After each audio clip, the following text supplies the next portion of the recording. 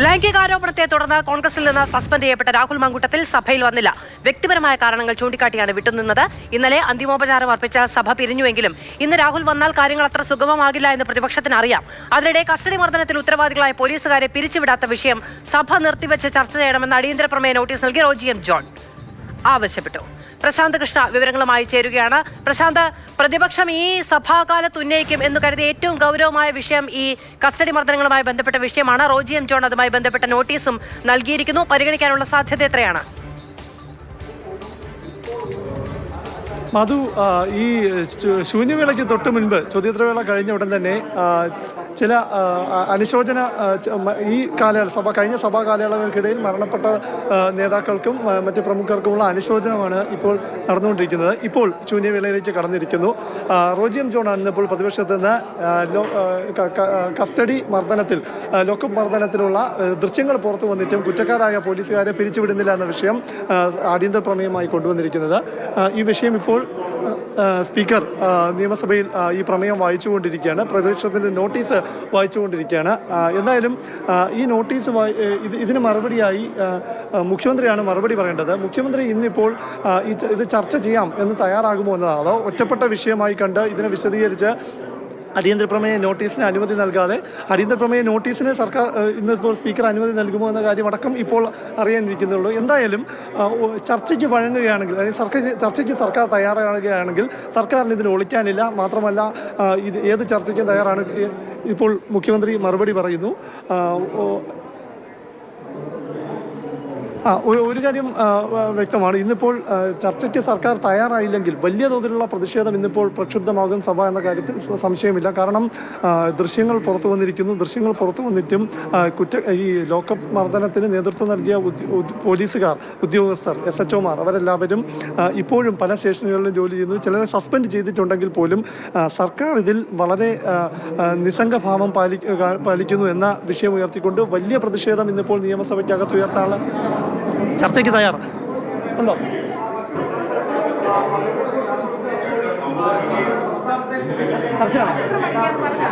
അതെ മാധു, നിയമസഭയിൽ ഈ ലോക്കപ്പ് മർദ്ദനവുമായി ബന്ധപ്പെട്ട വിഷയത്തിൽ അടിയന്തര പ്രമേയം ചർച്ചയ്ക്കെടുക്കാൻ തയ്യാറാണെന്ന് മുഖ്യമന്ത്രി ഇപ്പോൾ നിയമസഭയെ അറിയിച്ചിരിക്കുകയാണ്. എത്ര മണിക്കാണ് ഈ ചർച്ച എന്ന കാര്യം സ്പീക്കർ ഇപ്പോൾ വിശദീകരിക്കും. ഏതായാലും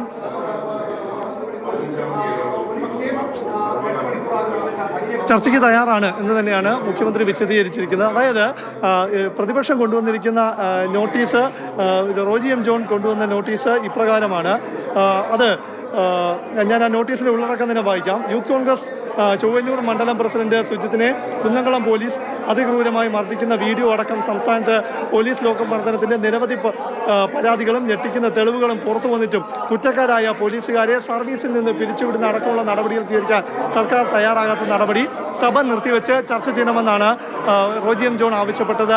ഇത് ചർച്ച ചെയ്യാൻ തയ്യാറാണ് എന്നാണ് ഇപ്പോൾ സ്പീക്കർ അറിയിച്ചിരിക്കുന്നത്. സാധാരണഗതിയിൽ 12 മണി മുതൽ 3 മണി വരെയുള്ള സമയം, 1 മണി മുതൽ 3 മണി വരെയുള്ള സമയം, 2 മണിക്കൂർ സമയമാണ് സാധാരണ ചർച്ചയ്ക്കായി മാറ്റിവെക്കുന്നത്. പ്രതിപക്ഷത്തു നിന്നും ഭരണപക്ഷത്തു നിന്നും നിശ്ചിത പേർ സംസാരിക്കും. മുഖ്യമന്ത്രിയും പ്രതിപക്ഷ നേതാവും മുഖ്യമന്ത്രി അവസാനം മറുപടി നൽകും. ഈ രീതിയിലാണ് ചർച്ച നടക്കാറ്. ഏതായാലും സർക്കാർ ഇതിൽ ചർച്ചയ്ക്ക് തയ്യാറാണെന്ന് അറിയിച്ചിരിക്കുന്നു. അതായത് ഈ പോലീസിൻ്റെ ഇത്തരം വീഴ്ചകളെ അല്ലെങ്കിൽ ഇത്തരം നടപടിക്രമങ്ങളെ സർക്കാർ ന്യായീകരിക്കുന്നില്ല എന്നത് വിശദീകരിക്കാൻ വേണ്ടിയുള്ള അവസരമായി സർക്കാർ ഇതിനെ കാണുന്നു എന്ന് വേണം മനസ്സിലാക്കാൻ. അതേസമയം തന്നെ ഇത് ചർച്ചയ്ക്കെടുക്കുമ്പോൾ പ്രതിപക്ഷത്തിന് വലിയൊരു അവസരമാണ് ലഭിക്കുന്നത്.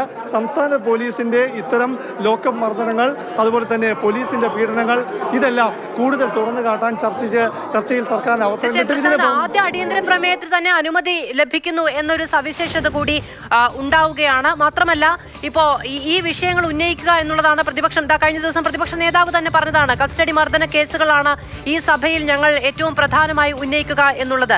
ഈ UDF കാലത്തെ താരതമ്യം എന്ന പാറ്റേണിന്റെ ഒരു തുടർച്ചയാണോ കാണാൻ സാധിക്കുക? മുഖ്യമന്ത്രി കഴിഞ്ഞ ദിവസം ഈ കാര്യത്തിൽ പ്രതികരിക്കാതെ പോയതടക്കമുള്ള സവിശേഷമായ സാഹചര്യങ്ങൾ കൂടിയുണ്ട്. മുഖ്യമന്ത്രി മറുപടി പറയുകയാണെങ്കിൽ അത് ഏറെ ആകാംക്ഷയോടുകൂടി നോക്കിക്കാണുന്നുണ്ട് കേരളം. ഒരു കാര്യം ഉറപ്പാണ് മാധു, അതായത് ഈ സർക്കാർ ഇന്ന് ഇതിന് ചർച്ചയ്ക്ക് വഴങ്ങാതിരുന്നാൽ സർക്കാർ ഈ പോലീസിന്റെ ഈ മർദ്ദനമുറകളെ പ്രോത്സാഹിപ്പിക്കുന്ന നിലപാടാണ് സ്വീകരിക്കുന്നത് എന്ന വലിയ ആയുധം പ്രതിപക്ഷത്തിന് മുന്നിലേക്ക് എത്തും. അപ്പോൾ അത് മാത്രമല്ല, ഇത് ചർച്ച ചെയ്യാതെ മുന്നോട്ട് പോകാൻ കഴിയാത്ത ഒരു പ്രതിസന്ധി സർക്കാരിനുണ്ട്. കാരണം മുൻകാലങ്ങളിലൊക്കെ കസ്റ്റഡി മർദ്ദനത്തിന്റെ ഇരകൾ വന്ന് പരാതിയായി പറയുമ്പോഴും കോടതിയിൽ പറയുമ്പോഴുമെല്ലാമാണ് പുറത്തു വന്നതെങ്കിൽ ഇത്തവണ വന്നിരിക്കുന്നത് ജനങ്ങളുടെ കൺമുന്നിലേക്ക് വന്നിരിക്കുന്നത് ഞെട്ടിക്കുന്ന ദൃശ്യങ്ങളാണ്. അതായത് ഒരു യുവാവിനെ സുജിത്തിന്റെ വിഷയത്തിലൂടെയാണ് തുടങ്ങുന്നത്. കുന്നംകുളം പോലീസ് സ്റ്റേഷനിൽ നടപ്പാക്കുന്ന ക്രൂരമർദ്ദനം, അതിനുശേഷം പീച്ചിയിലെ പോലീസ് സ്റ്റേഷനിലെ മർദ്ദനം, അങ്ങനെ നിരവധി കസ്റ്റഡി മർദ്ദനങ്ങൾ ദൃശ്യങ്ങളായി പുറത്തു വന്ന സ്ഥിതിക്ക് ആഭ്യന്തര വകുപ്പ് പ്രതിസന്ധിയിലാണ്, പ്രതിരോധത്തിലാണ്. അപ്പോൾ ഇത് കുറ്റക്കാരായ അല്ലെങ്കിൽ ഇത്തരം മർദ്ദനമുറകൾ നടത്തുന്ന പോലീസുകാരുടെ തലയിൽ കെട്ടിവെച്ചും അതുപോലെ തന്നെ ഇത് സർക്കാരിൻ്റെ നയമല്ല, പോലീസ് ഈ നയത്തിന് വിരുദ്ധമായി പെരുമാറുന്നു, അവർക്കെതിരെ അച്ചടക്ക നടപടികളുമായി മുന്നോട്ട് പോകുന്നു എന്നത് സർക്കാരിന് നിയമസഭയിൽ ജനങ്ങൾക്ക് മുന്നിൽ വിശദീകരിക്കാനുള്ള ഒരു അവസരമായി സർക്കാർ ഇതിനെ കാണുന്നു.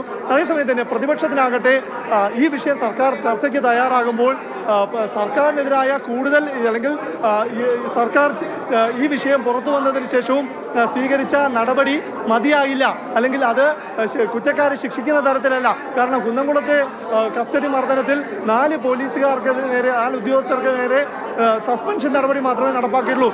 ഇവരെ നഗ്നമായ ഈ പോലീസിന്റെ മർദ്ദനം പുറത്തു കൊണ്ടുവന്ന ഈ ദൃശ്യങ്ങളിരിക്കെ ഇവരെ പിരിച്ചെടുക്കുന്ന അടക്കമുള്ള നടപടികളിലേക്ക് പോയില്ല എന്ന വിമർശനമാണ് വലിയ തോതിൽ പ്രതിപക്ഷം ഉയർത്തുന്നത്. ഇതിന് പുറമെ തന്നെ സംസ്ഥാനത്ത് മറ്റ് പല പോലീസ് സ്റ്റേഷനുകളിലും ഇതിനോടകം വന്നിട്ടുള്ള കസ്റ്റഡി മർദ്ദനങ്ങൾ അടക്കം ഇന്നിപ്പോൾ പ്രതിപക്ഷം നിയമസഭയിൽ ചർച്ചയ്ക്കിടെ എടുത്തിടും. എന്തായാലും ഒരു ചർച്ചയാകുമ്പോൾ പോലീസിൽ നിന്ന് മാത്രം ഒതുങ്ങില്ല. സ്വാഭാവികമായും ഇത് രാഹുൽ മാങ്കൂട്ടത്തിന്റെ അടക്കമുള്ള വിഷയങ്ങളിലേക്ക് ഇന്നത്തെ ചർച്ച പോകുമെന്നുള്ള കാര്യത്തിൽ സംശയമില്ല. കാരണം ഇന്നിപ്പോൾ ചോദ്യോത്തരവേളയിൽ ഇന്ന് ആരോഗ്യമന്ത്രിയുടെ വാക്കുകൾ തന്നെ പ്രധാനം. അതായത് ഗർഭസ്ഥ ശിശുവിനെ അടക്കം സംരക്ഷിക്കുന്ന സമീപനമാണ്, നയമാണ് സർക്കാരിൻ്റെ എന്ന് പറയുമ്പോൾ ആ ചോദ്യം ഉന്നയിച്ചത് ഭരണപക്ഷത്ത് നിന്ന് വിജിൻ MLA ആണ്. അതായത് ബോധപൂർവം ഇത്തരം ഒരു മറുപടി കിട്ടാൻ വേണ്ടിയുള്ള ഒരു ചോദ്യമെന്ന് തന്നെ മനസ്സിലാക്കേണ്ടിയിരിക്കുന്നു. മാത്രമല്ല ആരോഗ്യമന്ത്രി നൽകിയ മറുപടിയിലെ ടോൺ അടക്കം ശ്രദ്ധിക്കണം. വളരെ രാഹുൽ മാങ്കൂട്ടത്തിനെ പരോക്ഷമായി കുത്തുക എന്ന ഉദ്ദേശത്തോടെ തന്നെയാണ് ആ മറുപടി എന്ന കാര്യം വ്യക്തം. അതായത് ഇന്നിപ്പോൾ അടിയന്തര പ്രമേയത്തിന്റെ ചർച്ച പോലീസ് വിഷയത്തിലാണെങ്കിലും മറ്റ് കേസുകളുമായി ബന്ധപ്പെട്ടും രാഹുൽ മാങ്കൂട്ടത്തിന്റെ വിഷയവുമായി ബന്ധപ്പെട്ട എല്ലാം തന്നെ ഭരണപക്ഷം ചർച്ച ഉയർത്തും. കാരണം ഇവിടെ മുന്നോടിക്കാൻ പോകുന്ന തരത്തിൽ ഭരണപക്ഷം ഒരു ആയുധമായി രാഹുൽ മാങ്കൂട്ടത്തിൽ വിഷയം ഉപയോഗിക്കും എന്നതിൽ തർക്കമൊന്നുമില്ല. എന്നിരുന്നാൽ പോലും സംസ്ഥാനത്ത് ഉയർന്നു വന്ന കസ്റ്റഡി മർദ്ദന കേസുമായി ബന്ധപ്പെട്ട അടിയന്തര പ്രമേയത്തിന് ചർച്ചയ്ക്ക് അനുമതി ലഭിച്ചിരിക്കുന്നു. 12 മണി മുതലാണ് ചർച്ച